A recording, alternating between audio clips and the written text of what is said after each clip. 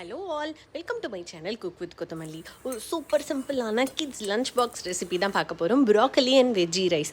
இதுக்கு முதல்ல நான் ப்ராக்கலியை குட்டி குட்டி பூவாக கட் பண்ணிவிட்டு நல்ல சூடு தண்ணியில் கொஞ்சம் உப்பும் இந்த ப்ராக்கலியும் சேர்த்து ஒரு கைப்பிடி அளவு பச்சை பட்டாணியும் சேர்த்து மூடி போட்டு ஒரு 10 நிமிஷம் வச்சுருங்க. கடாயில் கொஞ்சம் எண்ணெய் சேர்த்து அதில் பட்டை, கிராம்பு, ஏலக்காய், ஸ்டார் அனீஸ் சேர்த்து கொஞ்சம் வதங்கினதுக்கப்புறமா வெங்காயம் சேர்த்து வதக்கிட்டு காய்கறிகள் என்ன வேணுமோ சேர்த்துக்கோங்க. நான் கேரட், பீன்ஸ், தக்காளி மட்டும் சேர்த்துருக்கேன். இதெல்லாம் வதங்கினதுக்கப்புறமா நம்ம பிளான்ச் பண்ணி வச்ச ப்ராக்கலியும் இது கூட சேர்த்து எல்லாத்தையும் நல்லா ஒத்தாப்பில் கலந்து விட்டுக்கோங்க. கலந்ததுக்கப்புறமா காரத்துக்கு ஏற்ற மாதிரி காஞ்ச மிளகாய் பொடியோ சாம்பார் பொடியோ சேர்த்துக்கோங்க. சேர்த்துட்டு ஒரு 2 நிமிஷம் மூடி போட்டு நல்லா குக் பண்ணி எடுத்துக்கோங்க. அப்புறம் இதில் கடைசியாக 3 கரண்டி அளவுக்கு தயிர் சேர்த்துக்கிறேன். நான் தயிர் சேர்த்துட்டு நல்லா கலந்துட்டு மறுபடியும் மூடி போட்டு மூடிக்கோங்க.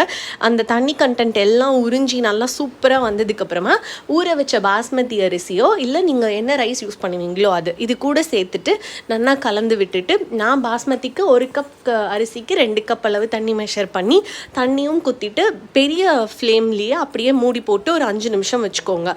5 நிமிஷத்துக்கு அப்புறம் பார்த்தீங்கன்னா தண்ணி லைட்டாக குறைஞ்சிருக்கும். பிசு பிசுன்னு அங்கங்கே தண்ணி இருக்கிற மாதிரி இருக்கும். அந்த ஸ்டேஜ் வரும்போது நல்லா சிம்மர் பண்ணிவிட்டு அப்படியே ஒரு 10 நிமிஷம் விட்டுருங்க. நல்லா உதிர சூப்பரான broccoli and veggie rice ready ஆகிடும்.